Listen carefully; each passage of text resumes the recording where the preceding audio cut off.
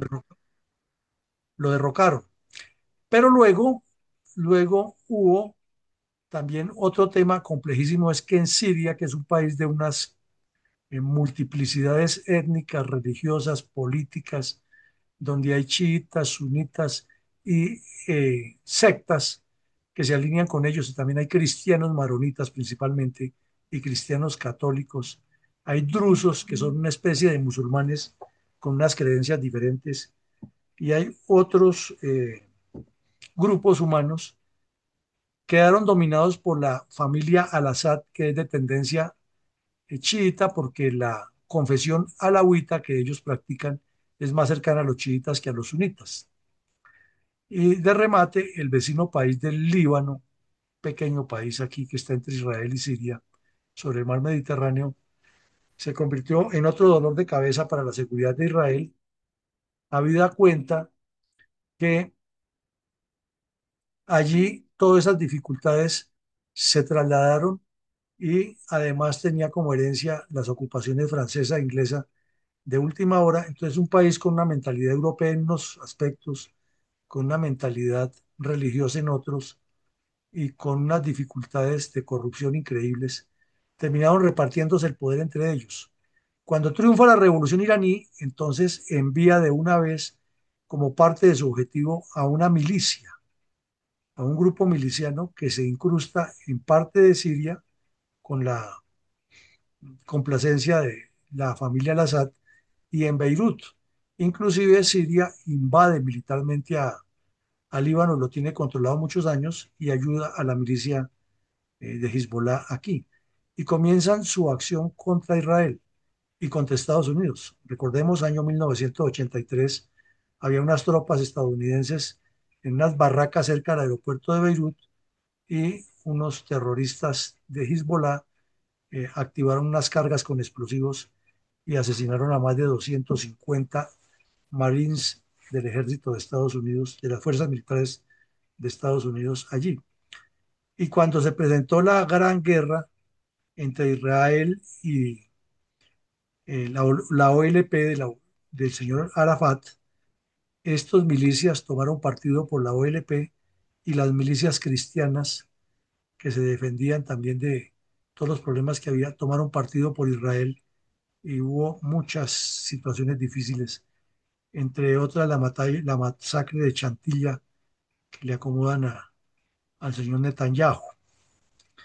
Por ende, la situación se fue complicando, y ya llegamos entonces al momento actual, en que Irán había construido o instalado una serie de milicias en Líbano, todas integradas a Hezbollah, y en Israel, dentro de la misma zona, tanto de la Palestina Oriental o Cisjordania, como la Palestina Occidental y Franja de Gaza, que también tiene una historia larguísima. Allí instalaron a sus grupos de Hamas y de la Yihad Islámica, que vinieron a ser como el reemplazo de la OLP, ya que Yasser Arafat en teoría se desmovilizó y coadyuvó a la creación de la Autoridad Nacional Palestina, que gobierna solamente en la zona de Cisjordania. También, después del derrocamiento de Saddam Hussein en Bagdad, eh, el gobierno iraní apoyó la creación de una multiplicidad de milicias que están regadas en todo el eje de los ríos Tigris y Éufrates, donde hay ciudades, naturalmente, con el fin de bloquear cualquier intento de milicias sunitas que vengan a interceder allí. Son enemigas, naturalmente, de Al Qaeda y de ISIS, pero también son enemigas a muerte de Estados Unidos y de Israel. Después de la guerra de Irak, Estados Unidos dejó tropas en Irak, en Siria, particularmente en la zona ocupada por los kurdos, que es otro fenómeno que se le agrega al problema de la región, de la volátil región. Entonces, estando allí, esas tropas se han dedicado a garantizar la seguridad de Irak y a garantizar la seguridad de los intereses geoestratégicos de Estados Unidos, porque aquí surge otro elemento, y es que mm, Irán tiene límites terrestres con un país casi nadie lo conoce o casi nadie lo oye nombrar, sino hasta ahora últimamente por la incursión en el mundo de los recursos naturales que es Azerbaiyán, les dicen los azeríes. Y resulta que en Irán hay una población grande de azeríes también, no solamente persas, también hay azeríes y hay kurdos, menos que en Irak y menos que en Siria y Turquía, pero hay kurdos en Irán. Entonces eso ya le da otra connotación, hay muchos problemas y por eso Irán, pensando en profundidad, ha enviado milicias que además cuenta con la complicidad del gobierno iraquí, habida cuenta de que ese gobierno es chiita y no quieren por nada del mundo que regresen los sunitas, porque la venganza que ellos han ejercido contra quienes los gobernaron en la época de Hussein es también bastante grande y saben que si un día perdieran el gobierno, vendrá nuevamente el desquite de los sunitas. Y de remate, como decíamos, en Yemen, donde hay una división entre chiitas y sunitas, han apoyado a una milicia que llaman los hutíes, que es una etnia. Bueno, en toda esta región es de tribus, no dijéramos que son unas tribus o de etnia que está allí asentada y que inclusive tiene extensión hacia el cuerno africano. Por ende, cuando Irán le declara la guerra permanente a Israel, estas milicias se sobreentiende que actúan como unos proxies más contra los intereses de Israel y de Estados Unidos. Por eso es que se han presentado los ataques de los yemeníes hutíes contra las embarcaciones que cruzan aquí por este estrecho y suben hasta el estrecho del Golfo de Aqaba en la península del Sinaí o salen al canal de Suez para entrar al Mediterráneo y ahí es donde vienen todos esos ataques y donde ha generado esa violencia. Entonces nos ubicamos que la estrategia de Irán es una parte de presión porque quiere crear un arco sunita, perdón, chiita, porque quiere quitarle preeminencia a los reinos del Golfo Pérsico, que son todos estos, Kuwait, Bahrein, Qatar, Emiratos Árabes Unidos, Omán y Arabia Saudita, que además tiene cierta influencia sobre Jordania, que no hace parte de esos reinos, pero también es gobernada por un rey. Y han tenido ellos como sunitas en la mira a Siria e Irak por los problemas ya descritos. Pero además de todo ese proyecto, es un país que ha sido sancionado fuertemente por Estados Unidos por su inmersión en en toda esa violencia y por atizar guerras y porque tan pronto se tomaron el poder, unos fundamentalistas chiitas asaltaron la embajada de Estados Unidos y tuvieron secuestradas una gran cantidad de funcionarios hasta que con la subida del señor Ronald Reagan se hizo una negociación especial y fueron liberados.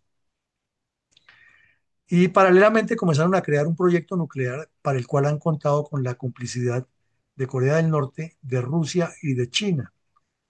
Y el proyecto ha sido saboteado varias veces por Israel o con el asesinato de científicos. Un caso muy conocido fue el de la ametralladora automática por aquí cerca de Teherán. El señor regresaba de haber pasado un fin de semana cerca al mar, en una villa, y venía de su descanso para reintegrarse al trabajo al día siguiente y le han instalado una ametralladora automática operada desde Tel Aviv y desde ahí lo eliminaron en el vehículo donde venía. También al estilo sicario de Pablo Escobar en las calles de Teherán eliminaron a otros científicos a pistolazo limpio.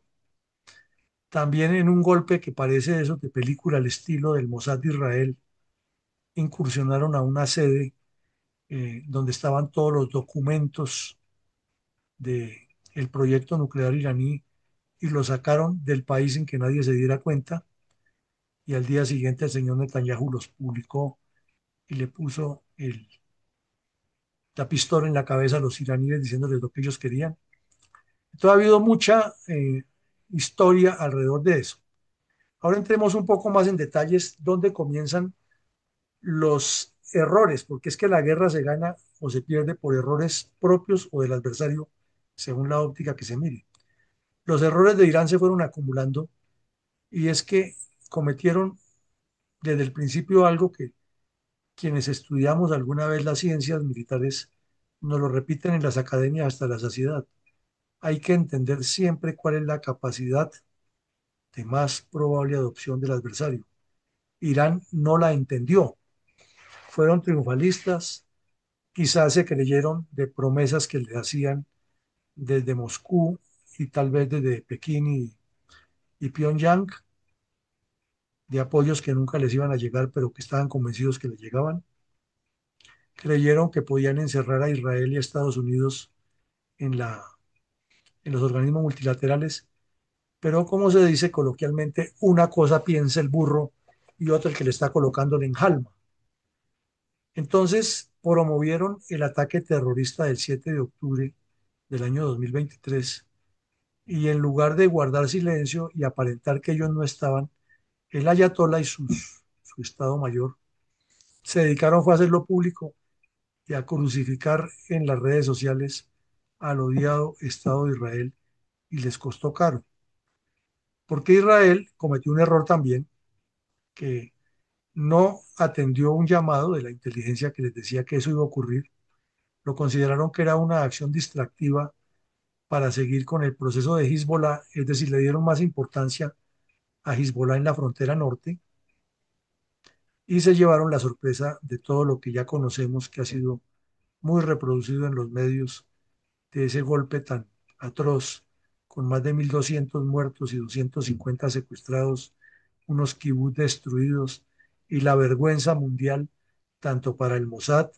como para los servicios internos de inteligencia de Israel y como para las propias fuerzas militares de Israel, que ni siquiera en las guerras convencionales con Egipto, con Jordania, con Siria y con otros países del Medio Oriente, les habían robado tanques de guerra y ahí vimos cómo los yihadistas subidos en tanques avanzaban triunfales, demostrando que le han quitado hasta tanques y le han destruido todos los sistemas de inteligencia temprana en la frontera.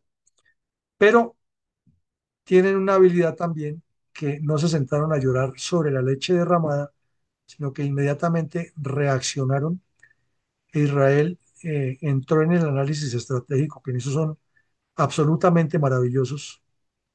No si tengan razón o no, que eso es otro punto, pero en el análisis estratégico y en la concepción de los pasos para las operaciones militares y para las fases, siempre han demostrado una inteligencia superior.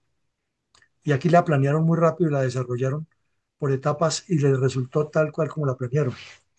Entendieron que había que colocar a raya a Hezbollah e inmediatamente movieron unas tropas a la frontera y se mantuvieron más o menos como un año largo en un intercambio casi diario de misiles y cohetes, pero no pasaban de ahí hasta que luego hicieron la ofensiva de la cual hablaremos enseguida. Y todo el esfuerzo principal lo dedicaron a Hamas y lograron golpear duramente a Hamas. Entonces lo que se ha llamado hasta el momento una guerra en la sombra, en la que ocurrían casos como el que estamos contando de que eh, los israelíes se metían a territorio iraní y eliminaban científicos o les robaban material o secretos, etcétera, ya, y pues siempre da la disculpa que no hay forma de probarlo, pero aquí ya pasaron de esa clandestinidad a hacer ataques de frente, y por eso esa que se llamaba la guerra en la sombra comenzó a entrar en el fin porque ya fueron abiertos, ya no fue una guerra en la sombra, sino abierta. Estas imágenes nos resumen el drama para recordar todo lo que ha ocurrido en Gaza. Así encontraron los soldados israelíes los kibbutz completamente destruidos, a los israelíes asesinados con tiros de gracia en la cabeza, las mujeres desnudas y violadas, igual las niñas, a otros que se los llevaron secuestrados para negociarlos, así estuvieran heridos o inclusive cadáveres se llevaron, señoras de la tercera edad. Esta es la famosa foto humillante del tanque que se lo llevaron los terroristas, lo pasaron al otro lado de la frontera, como se ve aquí, y le quemaron candela, le prendieron candela mejor.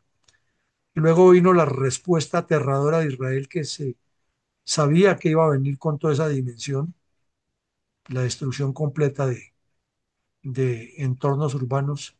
Y finalmente esta foto que es reiterativa todos los días con el hambre y la miseria que está padeciendo esa gente. Ahí vemos a señoras y niñas y niños desesperados con una olla para poder llevar cualquier menjurje que les ayude a calmar el hambre, porque no hay otra forma en muchos sectores de la Franja de Gaza. Con eso se resume el primer error de Irán de pensar que atacaban a Israel, lo crucificaban y que no iba a reaccionar, a pesar de que tenían la experiencia que cada vez que desde la Franja de Gaza se lanzaban 5 cohetes y mataban a un israelí, o que se inmolaba un terrorista en Jerusalén o en Tel Aviv o en cualquier ciudad de Israel, la respuesta de Israel era aterradora, con bombardeos y con ametralladoras y hasta inclusive con incursiones de tropas armadas que entraban limpiando todo lo que encontraban por el camino. No la creyeron y esta vez ya van a completar 2 años de padecimiento y el señor Netanyahu hace todo menos ceder, porque tiene un concepto muy claro, es que tomada la iniciativa en la guerra, se logra el objetivo y el objetivo se consolida de tal manera que cuando se llegue a la mesa de conversaciones no hay otro punto. Eso no lo entendió Irán. Pensaron era que inmediatamente Israel se iba a diversificar en ataques y contraataques y que iba a entrar en una guerra de un juego de va y viene tanto en Gaza como en el norte y que ellos tendrían la posibilidad de desarrollar a sus expensas el proyecto nuclear para atacar a Israel y destruirlo. Era el plan. Bien concebido o mal concebido otra cosa. Pero los hechos nos están demostrando que no funcionó así. Cometieron un segundo error gravísimo con el que no creían que iba a pasar algo y pasó muchísimo. Y es que en el sector de los drusos, que está muy al norte, en la parte septentrional de Israel, con los límites meridionales de Líbano y Siria, hay una comunidad drusa grande que es musulmana, pero es un islam mucho más moderado, un islam más tranquilo. Inclusive allá las señoras y las jóvenes no usan todo el atuendo musulmán, sino se visten algunas normales, como ciudadanas occidentales, pero son de la confesión musulmana, pero la conciben de otra manera. Igual que pasa con los yazidíes dentro de los kurdos. Y había unos niños jugando fútbol en un campo, ahí se ve la foto de los 12 niños, y Hezbollah desde el Líbano cometió el grave error de asesinar a esos niños con un cohete. El anuncio de la reacción del señor Netanyahu fue, ya lo conocemos, su lenguaje es directo, y cuando Netanyahu habla, no solamente que habla, sino que hace. Y Irán lo desafió y envió a un general, a unos generales, coroneles, a la embajada de Damasco a que se reunieran muy cerca en un cuartel que tenía Hezbollah dentro de la embajada iraní en Siria, pensando que por tratarse de una embajada no iba a haber ninguna respuesta y cometieron otro error. No interpretaron la capacidad de reacción de Israel y ya sabemos lo que pasó. Entonces ya Irán se las dio de que estaba más bravo y entonces Hezbollah le dijo, así están más bravos, les vamos a eliminar los jefes de Hezbollah y se eliminaron uno por uno en Beirut. Entonces ya la guerra se extendió a Siria y se extendió al Líbano con resultados que poco a poco fueron destruyendo la infraestructura eh, de Hezbollah en esa región. Pero aquí viene otro detalle que es lo que lo deja a uno absolutamente asombrado y por eso dice que esta gente es superior a los demás seres humanos en el planeta, en la planeación, en la creatividad y en la capacidad que tienen en cada operación de causar ese elemento tan fundamental en la guerra que es la sorpresa, que conduce a quitarle las ganas de combatir al adversario.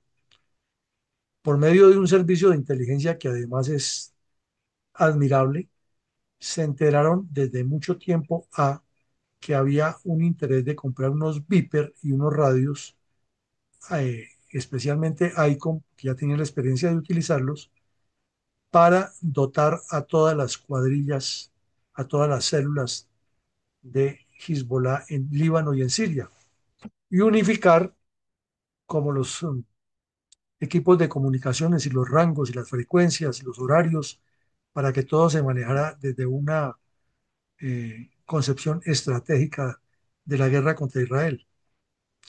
Pues ni cortos ni perezosos, inmediatamente el Mossad, que tiene recursos, obviamente, pero gente demasiado brillante, ideó una cosa que parecía de película e increíble, que era o construir una fábrica o comprar la fábrica donde se estaba produciendo eso, o meterse como socios, pero había que buscarle una fórmula para que esa fábrica de esos radios fuera la que les proporcionara a Hezbollah los elementos que necesitaban. Y movieron muchos contactos clandestinos que tienen en los servicios diplomáticos, tanto occidentales como musulmanes, y lograron que ese contrato se hiciera con una empresa que funciona en Corea del Sur. La empresa recibió aportes judíos, jamás supieron qué se estaba tejiendo detrás de eso, y recibieron también ingenieros judíos que participaron en la fabricación de esos radios. Y pacientemente, a radio por radio, a Viper por Viper, le colocaron un explosivo minúsculo y enviaron la carga. Pero no era para que explotara el mismo día, sino había que dejarles la confianza que Hezbollah fuera acostumbrándose a que con esos radios se podían comunicar sin que pasara nada. Y cuando ya consideraron que era el momento y también detectaron que había sospechas de parte de Hezbollah y de los servicios de inteligencia iraníes que probablemente en esos radios los podrían estar espiando, entonces temerosos de que desarmaran los radios y encontraran el, el explosivo allí inserto, tomaron la decisión del día D a la hora H hacer una explosión controlada, sabiendo que no todos en ese momento estaban conectados, porque había horarios diferentes y por niveles de mando, pero lo que sí estaban seguros era que la mayoría tenía los radios muy cerca, y entonces los que no estuvieran en comunicación los, los tendrían cerca y algún daño les causaría en su integridad física. Entonces idearon un mensaje falso para los Viper, solamente para los Viper, un día. Y el mensaje falso lo citó a una reunión virtual, dijéramos, a tal día, a tal hora, y en ese momento explotaron los Viper y mataron una gran cantidad de personas, dejaron a otros heridos, a otros les destruyeron la sede y los dejaron en evidencia donde vivían y ya los dejaron como objetivo para que los satélites los ubicaran y venían los nuevos bombardeos. Y cuando no han salido del estupor y del asombro, entonces recibieron la instrucción de que nada de volverse a comunicar por los Viper, porque seguramente todos los Viper estaban eh, afectados. Entonces, dieron ahora comuniquémonos por los radios y ahí fue Troya porque vino la segunda explosión. Eso es un trabajo de inteligencia en el cual Israel se la ganó completamente a Irán y Hezbollah y les demostró que han cometido un gravísimo error provocando la reacción de Israel con el asesinato de esos niños allí. Además, el señor Netanyahu encontró la disculpa para hacerlo. Luego vinieron otras eliminaciones de cabecillas de Hezbollah y en Irán se tomó la decisión de atacar a Israel, pero anunciándole a Estados Unidos que lo hacían. Fue el primer ataque que hicieron un sábado, recordamos, un sábado por la noche, que el mundo estuvo en vilo. Todos los misiles fueron derribados afortunadamente e Irán dijo que con eso ya había demostrado la capacidad de amedrentar a Israel. Pero como con los judíos no se juega, porque ellos sí tienen claro el concepto de defensa nacional, la respuesta de Israel fue contundente. E Irán cometió un tercer error. No le dio la lectura estratégica a lo que significó ese ataque. Se sabía que aquí en la base de Isfahán estaba gran parte del proyecto nuclear que desarrollaba Irán.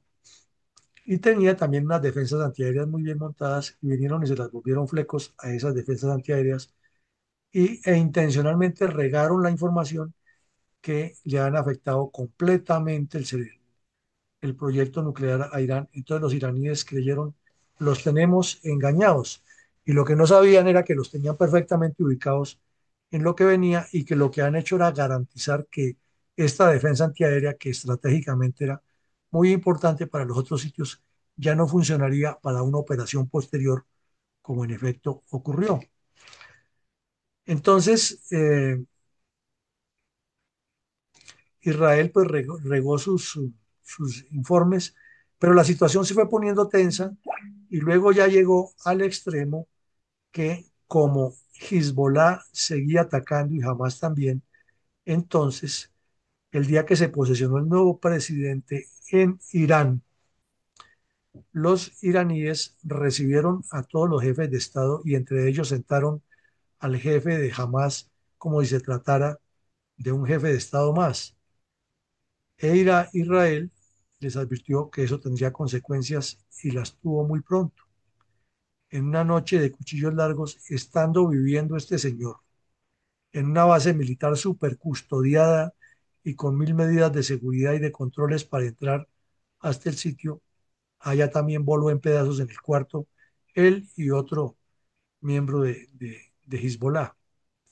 Irán se sintió vulnerada y agredida en su soberanía, reaccionó y atacó esa misma semana a Tel Aviv y a Jerusalén, particularmente a Tel Aviv, con una andanada de misiles. También hubo el apoyo de Estados Unidos, Gran Bretaña y Jordania para derribar la gran cantidad de drones y misiles, pero Israel no se quedó quieto y vino la segunda respuesta más fuerte, que es el cuarto error de los señores iraníes. No interpretaron que Israel estaba haciendo metodológicamente la guerra como igual la había hecho contra Hamas y contra Hezbollah y como la hizo en los 6 días, que derrotó a 3 naciones árabes en 6 días sin enfrentarlas a todas al tiempo, sino que los vació y los fue llevando al terreno que él quería que combatieran. Esta vez les hizo lo mismo. Entonces vino y le destruyó otras defensas aéreas y fue preparando el terreno para una ofensiva posterior. En Irán no lo interpretaron así, siguieron convencidos que ellos podían seguir desarrollando el proyecto nuclear, ya que Israel no se ha metido con eso, como tampoco se ha metido con las baterías petroleras ni nada, sino que les había dado era a unas bases aéreas y les había bloqueado el sistema antiaéreo y sobre todo había hecho lo que en estrategia y táctica militar llamamos que es el reconocimiento en fuerza o por la fuerza, era verificar cómo era la reacción y habían ido armando el cuadro para determinar la capacidad de más posible adopción de Irán. Eso no lo entendieron los iraníes y por eso cayeron en la trampa. Aquí hay fotos como esta por montones de ese ataque de esa noche. Entonces ya la situación estaba muy caldeada y llegó el año 2025 con una cantidad de tensiones. Subió al poder el señor Trump y de una vez anunció que todo su respaldo era para Israel. El señor Netanyahu muy hábilmente jugó las cartas y le propuso que le metieran fuertemente la mano al desmonte nuclear iraní, que era la amenaza para ellos, y sigue siéndolo. Trump inmediatamente sacó a relucir la famoso plazo de 2 meses, que ya lo conocemos qué pasó después. Luego, muy hábilmente, en una jugada que casi nadie entendió, Trump visitó el Medio Oriente e intencionalmente visitó a 3 estados sunitas: Arabia Saudita, Qatar y Emiratos Árabes, recibido con alfombra roja, con grandes honores, con elogios, y ni siquiera mencionó al señor Netanyahu en esa visita. Muchos comentaristas, muchos analistas dijeron que ha sido una bofetada, que increíble que siendo tan amigos y ni siquiera lo hubiera visitado estando ahí, que cómo era posible que siendo el aliado más leal, Israel hubiera preferido visitar al Medio Oriente sin entrar a Israel, sino a los países sunitas. No, era que ya la estrategia venía funcionando y le estaban dando un mensaje a Irán de que no se meta con los países sunitas porque tienen Estados Unidos, pero que Estados Unidos guardaba una compostura diplomática y geopolítica frente a los planes de Israel.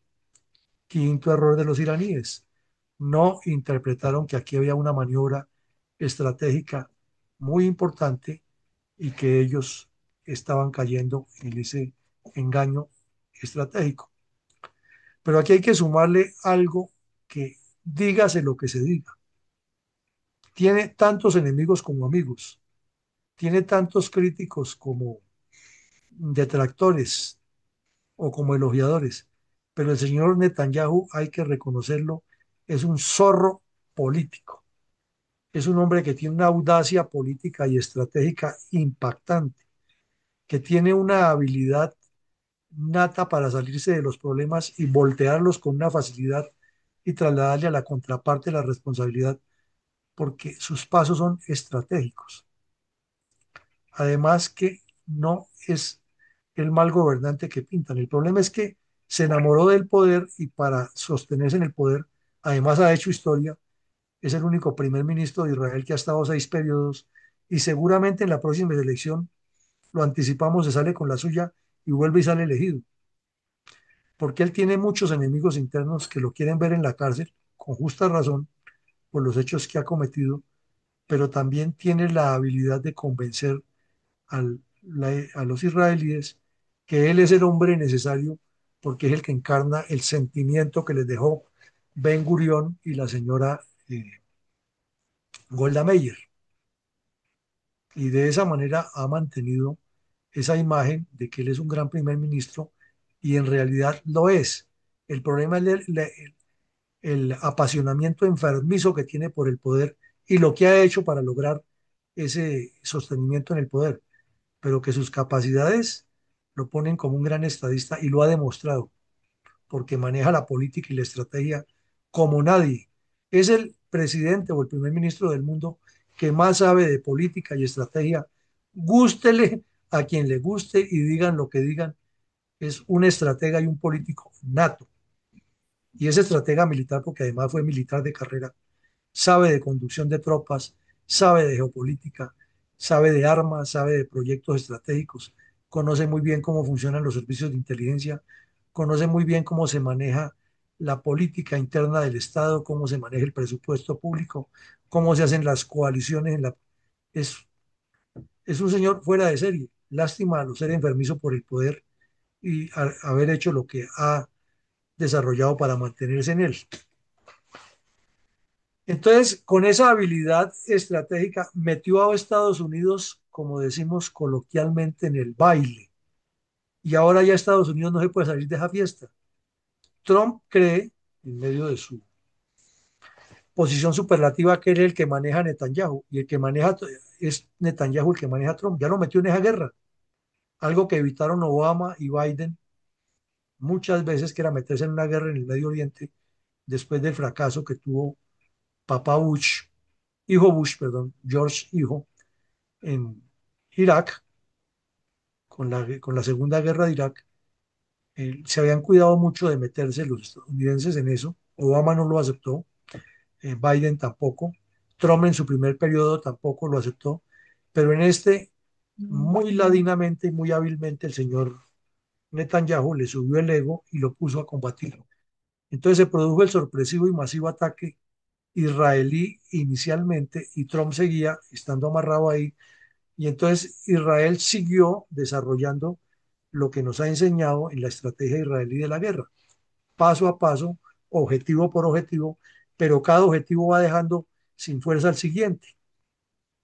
Entonces comenzó a eliminarle ya con una ubicación increíble, con misiles casi de precisión de aguja, a los generales y coroneles que manejaban el proyecto nuclear y a todos los científicos que eran visibles. Les atacó las instalaciones donde se fabricaban las centrifugadoras que necesitaban para estar reemplazando las más de 30.000 que funcionan en el país y que por su uso hay que estarlas reemplazando para que el proyecto nuclear se desarrolle. Les destruyó varios laboratorios donde estaban preparando todo ese proceso para llevarlo luego hacia las fuentes de procesamiento nuclear. Les eliminó comandantes importantes de la Guardia Revolucionaria y del mismo ejército, les destruyó gran parte de la aviación en tierra, les ubicó rápidamente los aviones de reabastecimiento y se los destruyó.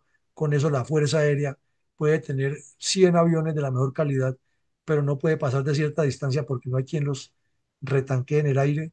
Y Rusia y China no se van a atrever a hacer eso porque saben que los israelíes se los derriban y si van a hacer algo, inmediatamente actúa papá Casablanca. Entonces fue un golpe masivo, sorpresivo, muy bien planeado, con una inteligencia que parece como si estuvieran viviendo dentro del Estado Mayor iraní y los arredraron y paso a paso fueron alando al señor Trump hasta que por consecuencia de este nuevo error de concepción iraní para entender la intención israelí, eh, cayeron en la maniobra de engaño que les hizo Trump.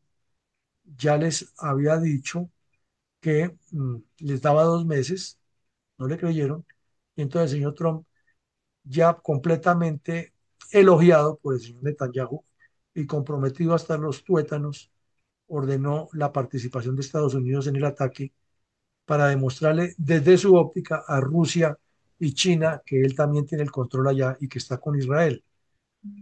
Entonces, ahí viene el tema complejo, que se produjo un contraataque iraní. Todo el mundo pensó que era el comienzo o el paso ya más cercano a una conflagración mayor, pero de un momento a otro el señor Trump, en medio de sus salidas mucho más mediáticas y de figuración, dijo que los israelíes eran muy lindos porque le habían avisado que le iban a hacer el ataque y que ya tenían que hacer la paz y se hizo el bravo con Israel, hasta los trató como si fueran subalternos de él. Muy hábilmente el señor Netanyahu dijo, perfecto, estamos disponibles para la paz, pero si Irán demuestra que tiene proyecto nuclear, se lo destruimos.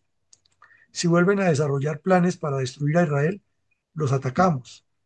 En el fondo, lo que quiere Israel son tres cosas: destruir el proyecto nuclear iraní, sacar a los ayatolas del poder, porque mientras los ayatolas estén, la teoría de que hay que desaparecer a Israel estará latente, y en tercera medida, destruirle su capacidad misilística de mediano y largo alcance, que ya se la han golpeado, pero es que es muy grande, está muy bien distribuida en Irán, tiene unas montañas muy grandes Irán, y dentro de esas montañas hay muchas bases secretas que han construido a lo largo del tiempo y no se las han destruido todas.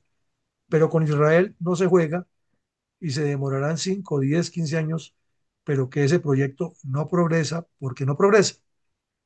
Y lo peor es que hay un statu quo ahí, que es que un cese al fuego después de 12 días, por eso cuestionábamos que la guerra llame de 12 días, porque en cualquier momento lo puede romper cualquiera de las partes, y ya sabemos que Israel detecta algo y así en la Casa Blanca le digan que no, ya los tiene comprometidos y saben que finalmente le dirán que sí, y van y hacen con el asombro que causan en el mundo. Tenemos también aquí las posiciones geopolíticas que hay en este momento, qué es lo que busca cada quien, porque a veces en las redes sociales o en los medios de comunicación llevan opinadores de esos que opinan sobre todo de lo que no saben y dicen cosas que no son ciertas o que se les ocurre a ellos, pero que no coinciden con la intención estratégica, y volvemos al tema de cuál es la capacidad de más probable adopción de cada uno de los agentes implicados. Entonces miremos qué es lo que piensa China. China no va a cometer la insensatez de enviar tropas chinas a pelear una guerra ajena. Jamás lo va a hacer. Pero China sí mira el escenario desde otra óptica. Vamos a mantener siempre nuestra espada de Damocles, que si le pasa algo a un aliado, nosotros podríamos actuar militarmente, porque se nos afectan nuestros intereses económicos y las inversiones que tenemos. Entonces, con eso ya amarra a Estados Unidos que no vaya a tocar ningún interés de China, pero no actúan allá. ¿Pero qué están mirando los chinos? Que si los ayatolás siguen en su tosudez, la cual no comparte China, porque a China le gusta negociar todo, claro, negociar al estilo de ellos, para ganar, pero le gusta evitar la confrontación armada, y al ayatolá le gusta lo contrario, no negociar diplomáticamente y más bien fortalecerse en la parte militar para demostrar miedo y fundamentalismo dentro de la población. Entonces el señor Xi Jinping mira la cosa de otra manera. Ah, pues entonces se quiere que lo maten, dejémoslo, que se mate. Pero ya tenemos unas inversiones grandes allá y el petróleo de Irán vale mucho, porque ese activo no se convertiría para nosotros, y podemos pensar inclusive en más adelante lanzar un oleoducto desde Irán hasta China, pasando por Pakistán y por Afganistán, y nos evitamos todo este problema del mar, y China es la que lo controla y de paso establece el control sobre esa línea y se queda abastecida con el petróleo que necesita. Que salen los ambientalistas a brincar y a decir y que el petróleo es malo y los petristas y los lulistas y los correístas y los kirchneristas a hablar cosas, le importa un pepino al señor Xi Jinping y a los chinos. Ellos necesitan el petróleo y es el que les va a dar el control. Y si se les llega de esa manera, perfecto. Pero tienen otra carta, y es que tienen un aliado estratégico para bloquear los intereses de Estados Unidos, que es el señor Putin. Si se destruye la infraestructura petrolera en Irán, ellos van a recobrar, claro, no por la fuerza, sino por la presión económica y la diplomacia. Van a recuperar lo que invirtieron allí y mientras tanto le compran todo el petróleo a Putin y Putin, que es el segundo actor, feliz de la vida porque la guerra de ajena, sin que él intervenga, con un supuesto aliado al que dice proteger y lo deja solo como dejó al de Siria, a Bashar al-Assad, que es otro evento de los que ocurre durante este tránsito y que obliga a Israel a actuar militarmente contra todo lo que dejó Bashar al-Assad. Entonces Putin piensa que él lo que quiere es sacar una cantidad de ventajas y que mientras Irán le sirva con drones y misiles para atacar a Ucrania, perfecto. Pero si no, tiene el apoyo de China que le compra mucho petróleo y que le va a vender armas por medio de Corea del Norte. O sea, él está mirando las cosas de otra manera y así tienen vivo a Europa y a Estados Unidos y fuera de eso cuenta con una especie de complicidad rara en la conversación con Trump, que Trump parecería ser que está más interesado en repartirse la mitad y la mitad de Ucrania con Putin que en ayudar a Europa en su defensa en profundidad. Entonces miren ustedes que las cosas no es como nos las presentan todos esos ilusos o todos esos que escriben cosas en las redes sociales, sino que la estrategia la ven ellos desde otra óptica. Y el señor eh,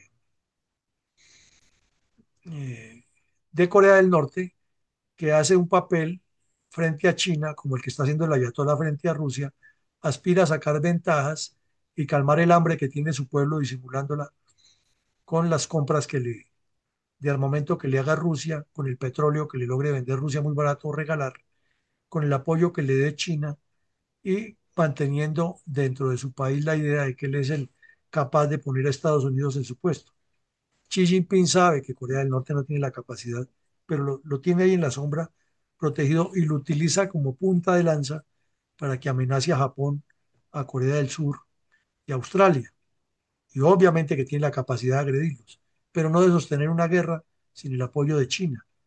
Entonces es un juego de intereses geopolíticos que ellos manejan y que a veces los interpretamos mal.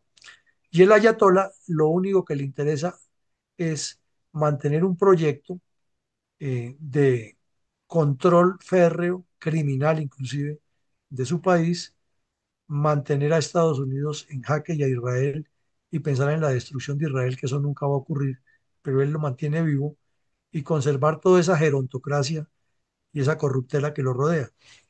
Por ende, los intereses que allí suceden nos llevan a un montón de enseñanzas y reflexiones que son muchas más y con esto cerramos.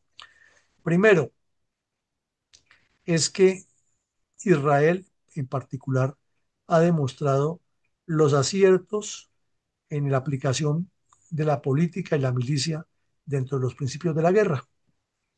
No así Irán, no así el mismo Estados Unidos, que se convirtió en presa de los intereses de Israel por la vanidad del señor Trump de demostrar que él es el primero en el mundo. Segundo, queremos resaltarlo hoy y volverlo a traer como en las academias militares. Siempre enfoquémonos en la capacidad de más probable adopción que tenga el adversario. Así como los abogados romanos insistían que cada vez que ocurriera un crimen, el funcionario instructor e investigador del tema no se desgastara tanto formulando 50 hipótesis, sino que cogiera una hoja de papel y escribiera en varias columnas a quienes les interesaba que ese crimen ocurriera y comenzara a descartar por, por la misma razón de los hechos hasta que llegaba más rápido a formular la hipótesis más adecuada, así podía sustanciar el sumario y en breve caían los responsables del crimen. Lo mismo ocurre en la guerra. El que tenga la mejor habilidad para determinar la mayor capacidad de adopción del adversario y actúe con contundencia, evitándole que desarrolle esa capacidad de mayor adopción, lo somete, como en el tenis, a que sea el que le contesta cada vez que le coloca la bola adelante, atrás, al lado, al otro lado, y lo va derrotando. Hay aquí un elemento fundamental en esta guerra que va muy de la mano, porque es que la tecnología, a un ejército le pueden dar la tecnología más grande, pero si no tiene iniciativa, creatividad para utilizarla, y fuera de eso, si no están convencidos que la van a ganar, y si no son atrevidos en el buen sentido de la palabra, pues pueden tener los mejores equipos, pero no lo van a hacer. Esos equipos recon o de reconocimiento que infiltra Israel en Siria, en el Líbano, son personas que desde que salen a cumplir esa misión saben que ya tienen un pie en el cementerio y el otro en la gloria militar. Y van y cumplen, tienen unos equipos que son asombrosos y cada vez aterran más, pero tienen esa decisión, ese convencimiento y esa creatividad para enfrentar el problema, porque una cosa es la creatividad estratégica de cómo se concibe el manejo de la operación, pero otra cosa es la que tiene que enfrentar en el sitio el agente de inteligencia o el comando terrestre que se infiltra o el comando aéreo que hace la acción o el que es capaz de irse a vivir a Irán con pasaporte falso, con fachada falsa, engaña a las autoridades y monta una fábrica de drones, por ejemplo. Se requiere tecnología, inventiva, conocimiento, amor por su país y decisión al sacrificio supremo. Lo otro es que la guerra no se gana matando gente per se gana golpeando el corazón estratégico al adversario. Y aquí nos lo acaba de demostrar Israel como lo ha hecho en todas las guerras. Recordemos la guerra de los 6 días. Incursión hasta el comando aéreo más importante y le robaron el avión al comandante de la operación para humillarlo. Fuera de eso, en un solo bombardeo le destruyeron más de la mitad de la aviación en tierra y los sitios de reabastecimiento aéreo que había en el desierto del Sinaí. Y con una maniobra terrestre partieron en dos el ejército egipcio y capturaron un montón de gente y luego pasaron a combatir contra Jordania, les quitaron Jerusalén y al otro día se fueron para los altos del Golán y en una batalla de tanques que es icónica acabaron con el ejército sirio. Lo demostraron estratégicamente, paso por paso, todo planeado, todo previsto, todo organizado, tecnología a disposición, servicio de inteligencia 1A, poca figuración, pocos deseos de sacar pecho, pero exactitud y precisión total. De igual manera, todo esto que ha ocurrido en la guerra de Irán-Israel nos demuestra la importancia de la doctrina de la guerra aérea atada a las operaciones de comandos terrestres, porque uno revisa y todas las acciones que se han hecho en Libia, perdón, en Siria, en Líbano, Irán e Irak por parte de las fuerzas militares israelíes contra las capacidades estratégicas iraníes tienen esa coordinación. Guerra aérea, en toda su magnitud y todas las metodologías que utiliza la guerra aérea, con un trabajo persistente, permanente de los comandos terrestres que actúan alrededor de una tecnología y una inventiva permanente, que esas operaciones son muy bien planeadas, muy bien coordinadas y que tienen todo organizado casi al milímetro. Parece ciencia ficción. También nos deja como enseñanza es que la errónea lectura iraní del adversario, de sus capacidades, de su forma de actuar, quiere decir que no se hace lo que en estrategia y táctica militar se llama el análisis del poder relativo de combate, en particular con los aspectos intangibles, porque son muy dados, como se comete el error en la mayoría de ejércitos del mundo, es en ponerse a hacer la evaluación de las armas. Y volvemos al punto. Un ejército puede tener hasta armas atómicas a disposición, pero si no tiene ganas de pelear, si no tiene creatividad, si no tiene líderes con decisión, pues eso es como un ejército de leones dirigido por un cordero. Aquí le pasó eso a los iraníes. Seguramente los soldados iraníes son valientes como todos los soldados del mundo, y están dispuestos al sacrificio supremo y lo hacen por su patria. Sí, pero si la dirección política anda desenfocada y no entiende, y si de pronto pasa, como suele suceder en muchos países, que con esa superioridad, en este caso religiosa, no tanto política, o sí política religiosa, que siempre piensan que hay que minimizar al estamento militar y no dejarlo pensar, pues ahí vienen los errores y vimos como un país con casi capacidad nuclear, 88 veces más grande en territorio que Israel, con recursos, porque en Irán sí hay agua y hay zonas agrícolas grandes, hay petróleo que no tiene Israel, hay metales y tierras raras, hay dos mares, tienen unos puertos impresionantes, tienen unos aeropuertos mucho más grandes que los de Israel, tienen inclusive un Producto Interno Bruto superior, por lo menos en capacidad de personas en condición productiva. Y entonces, ¿qué es lo que pasa? Pues que le dan una lectura errónea a la capacidad del adversario y no dejan que los estrategas militares conduzcan la guerra, sino con anteponiendo dizque, lo que decida el señor Ayatollah. Pues él sabrá mucho de religión y de mover acciones terroristas y de organizar células, porque esa fue su vida. Pero ya de estrategia para defender un país y de guerra aérea y de todas cosas, pues lo saben son los militares que lo han estudiado. Pero ¿quién le pone el cascabel al gato? Y otra enseñanza que nos deja esto es que el señor Trump está jugando con candela, porque es que en la guerra lanzar misiles o atacar no es un juego. Eso no es de que yo le envío este misil y después decimos que qué tan lindo que usted me avisó que me iba a contraatacar, porque el enemigo queda y en la guerra no hay enemigos pequeños. Y hay células que se han regado por el mundo, no solo dentro de Estados Unidos, donde hay intereses, comenzando por las embajadas.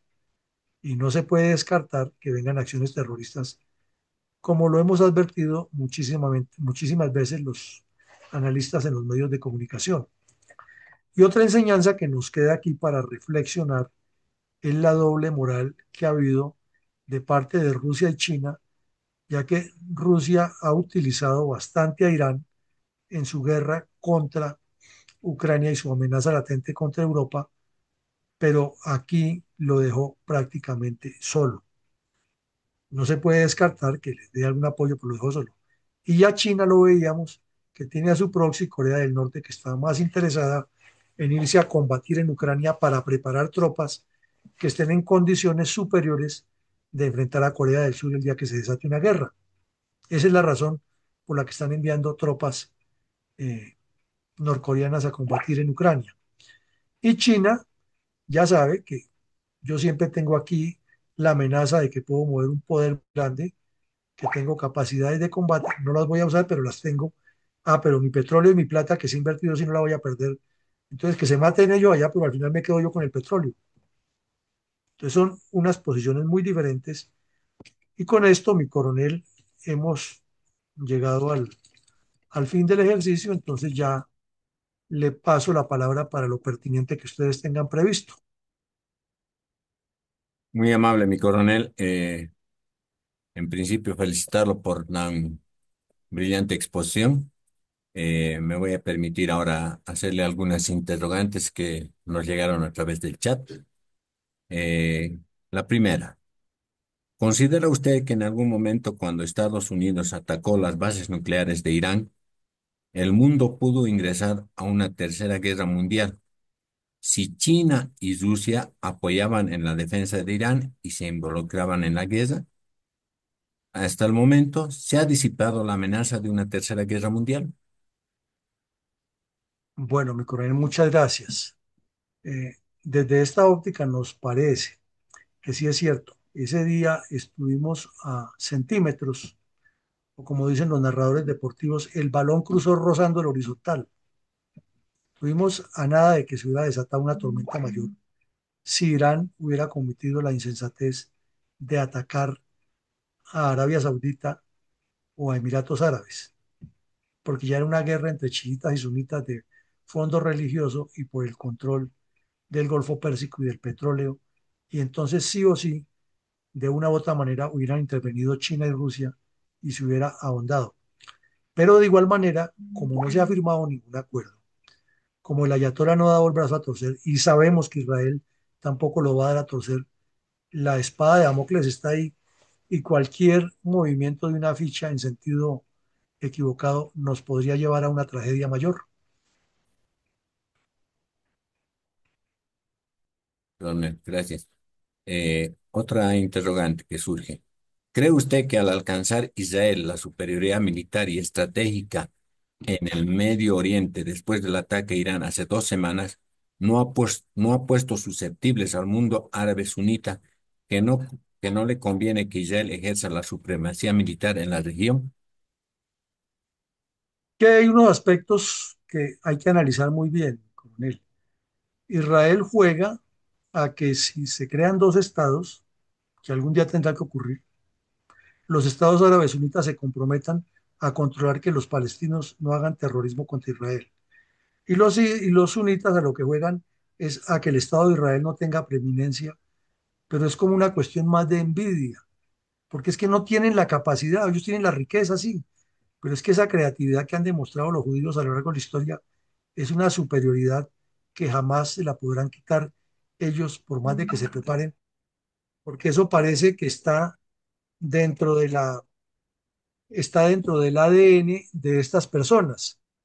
Eh, y el que siempre ha jugado el papel ahí de mediador de Estados Unidos, que no sabemos hasta cuándo lo logre, pero sí, desde luego es uno de los interrogantes que quedan aquí, porque el juego de intereses de los sunitas es bien marcado y no se ha podido eh, cambiar esa mentalidad. Sin embargo, con los pactos de Abraham que todos conocemos, se inició un proceso interesante. Era increíble ver turistas musulmanes en Jerusalén, en Tel Aviv, en Yotbatá, en Eilat, al sur de Israel, que eso no cabía en la cabeza de nadie, se vieron, o lo mismo ver a turistas israelíes plenamente identificados como judíos caminando por las calles de Riad. Eso era un gran avance ya, pero con toda esta situación la ha mantenido como en un vilo y afortunadamente para todo el futuro que pueda tener esto, la monarquía saudita no ha asumido una actitud belicosa ni beligerante, ha cuestionado varias veces a Israel, pero ha sido mucho más moderada que en los anteriores. Sin embargo, todo está por verse, mi coronel. Muy amable, gracias. La siguiente. ¿Usted considera que la entropía geopolítica de Israel versus Irán será más compleja y menos predecible, dando lugar a una mayor tensión y a un cambio rápido de equilibrio de poder al interior de Irán? Probablemente sí, mi coronel, porque hay varias condiciones y es que dentro del ADN de los judíos desde niños les enseñan que ellos sobrevivieron a un holocausto y que dos veces no les puede pasar, dos veces no les pueden hacer la misma cirugía. Entonces, cada vez que ocurre algún evento, está el discurso y la narrativa que ellos son víctimas y entonces esa entropía crece y les da una necesidad de ser más fuertes, de desarrollarse y de demostrar esa superioridad. Y entonces es una necesidad de ir a las Fuerzas Armadas, es una necesidad de ser parte de los servicios de inteligencia, es una necesidad pagar los impuestos para que los organismos de seguridad funcionen, es una necesidad desde la diáspora, estén en Nueva York, Buenos Aires, La Paz, Bogotá, San Salvador, donde estén, ellos tienen que cumplir con las obligaciones con el Estado de Israel y mantener esa cultura cada vez más viva y más fuerte. Entonces, eh, Irán tendrá siempre ese problema y si no evolucionan en el sentido de buscar una convivencia distinta, ahí lo tendremos vigente. Muy bien, gracias, mi coronel. Una pregunta acá dice, ¿quién de los propuestos tiene todas las tecnologías y estrategias geopolíticas, eliminando cualquier adversario o a todos? Dijéramos que ninguno la tiene en ese mismo consenso, mi coronel, pero sí se nota que Israel tiene una tecnología para ese tipo de guerra específico, porque se han concentrado en estudiar al adversario y saben cómo llegarle. Les faltan otros elementos, por ejemplo, como esa famosa bomba, que fue la que unos dicen que sí causó los daños, otros que no, y está ahí esa discusión, pero no se ha podido tampoco determinar exactamente cuál fue el resultado final del bombardeo. Les falta también tener esa capacidad, por ejemplo, de mover grandes masas de ejército o una armada tan poderosa como la de Estados Unidos que tenga portaaviones que los defienda. Les falta también una defensa antiaérea mucho más desarrollada y mucho más robusta que la que tienen, que es buenísima, ese ejemplo en el mundo. Pero le sobra la creatividad que no tienen los demás. Entonces parece que aquí también la lógica de las condiciones humanas se está dando en este campo y que difícilmente se logrará una supremacía total, inclusive pasando muchas décadas, porque siempre habrá diferencia entre los seres humanos y afortunadamente esas diferencias, o si no, ¿cómo sería que todos fuéramos iguales? La depredación que causaríamos. Muy bien, mi coronel, gracias. La siguiente, en el hipotético caso que Irán cambie de régimen político, ¿considera usted que Irán como Estado cambie sus objetivos nacionales de disponer de armas nucleares y disuadir en particular a Israel y Arabia Saudita después de haber sido herido en su orgullo nacional y deje de desarrollar su programa de armas nucleares? Qué pregunta tan interesante, mi coronel, qué realidad tan palpitante y qué difícil que haya un cambio en la mentalidad iraní, porque es que son 46 años de un discurso que le han vendido a las generaciones de esa época y a las nuevas generaciones. Qué difícil es hacerlos entender que ellos deben tener como persas, como azeríes, como kurdos, iraníes, una convivencia pacífica con los musulmanes árabes cuando milenariamente se odian y tienen el recuerdo de los sometimientos y para ellos eso es tenaz y donde existen tantas ciudades santas y que aquí murió tal héroe de ellos y que aquí fue donde esto ocurrió de tal manera y están muy bien correspondidos porque del lado sunita es lo mismo. Qué difícil es cuando hay el ego de que por qué si nosotros tenemos el petróleo tenemos que ser súbditos de ellos o iguales a ellos si somos superiores y en ambos sectores piensan eso. Y qué difícil es cuando Estados Unidos a lo largo de el último siglo ha jugado a la doble política de hacer amistades o conveniencias con uno y con otro y ha generado las dificultades y los choques. Y también cómo en las diferentes guerras y épocas han jugado con el Estado judío en el apoyo que muy inteligentemente Israel les ha dado, por ejemplo, en la guerra de Irán e Irak, cuando le dio inicialmente unos apoyos muy intencionales a Irán para que atacara a Irak y luego le dio apoyos a Irán, a Irak para que se defendiera de Irán. O cómo se firmó primero el pacto ese de Abraham abriendo espacios. Entonces, el escenario o los egos que se llevan, tanto individuales como colectivos, son tenaces. El ayatolá o los ayatolas, sea el que esté, así no gobierne, pero siendo el ayatolá superior de Irán, jamás va a aceptar que el imán chiita superior cercano al reino sea el que lo dirige o el que le da línea en el comportamiento, simplemente porque los sunitas son más. Entonces, este es un tema complejísimo, que es lo que ha, en esencia, mantenido esas guerras en el Medio Oriente. Y sinceramente, desde nuestra óptica, no le vemos que el hecho de que caiga el régimen de los ayatolas vaya a resolverse esto de la noche a la mañana. Gracias, mi coronel. Agradecer a todas las personas que nos han escrito al chat con sus comentarios y sus preguntas muy interesantes. Sin embargo, por el periodo que hemos tenido de la exposición, eh, ya no las vamos a hacer. Voy a continuación ceder la palabra al señor general San Martín para que él mismo haga las conclusiones respectivas.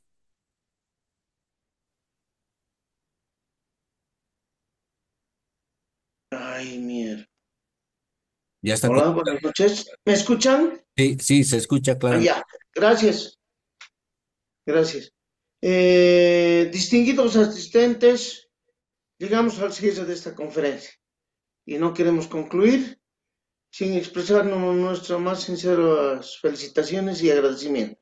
En primer lugar, quiero expresar mi más profunda felicitación al señor coronel Luis Alberto Villamarín Pulido por la brillante y esclarecedora conferencia que nos ofreció sobre el conflicto entre Israel e Irán.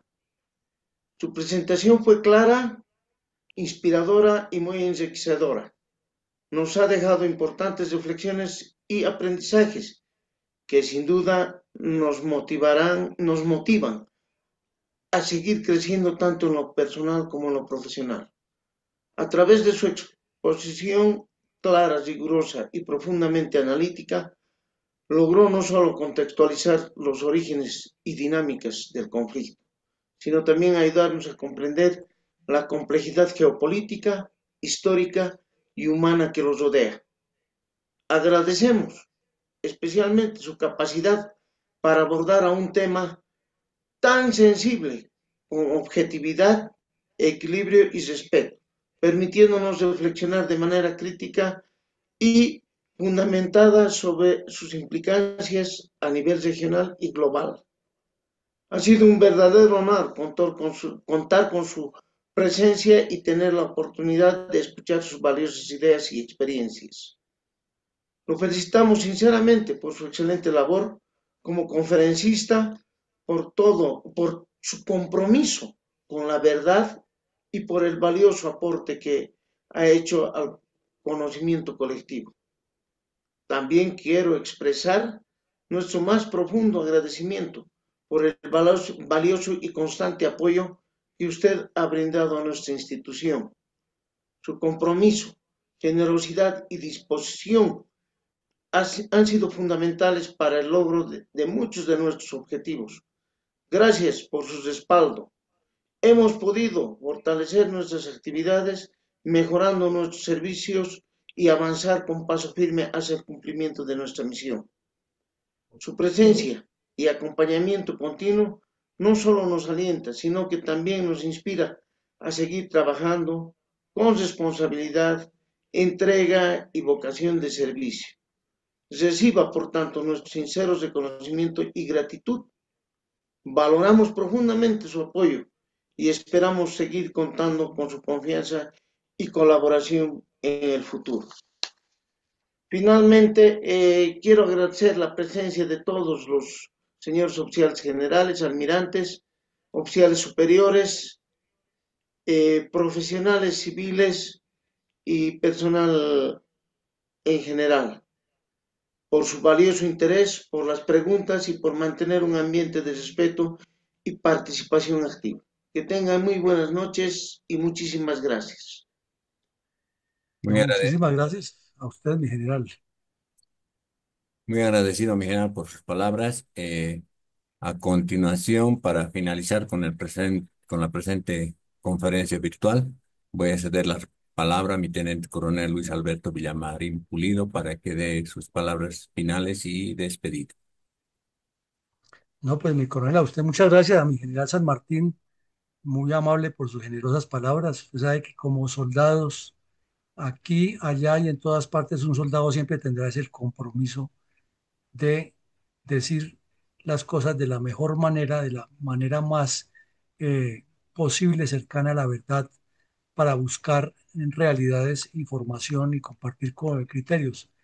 Ustedes tienen una organización muy importante, muy valiosa, y la hermana República de Bolivia siempre están activos, siempre están trabajando en generar este tipo de debates, de pensamiento, que es lo que necesita la humanidad, profundizar en el conocimiento científico, tanto militar como político, porque al fin y al cabo ese es el manejo del Estado. Eh, Desde luego, mi general, que estamos siempre atentos aquí en la Fundación para compartir con ustedes todos estos temas de análisis geopolíticos y no solamente quien les habla, también aquí tenemos personas de altísimas calidades profesionales con mi coronel, como mi coronel Iván González, que es un experto en temas aéreos y de defensa nacional aérea, que algún día podría también compartir con ustedes algunos temas si lo consideran a bien.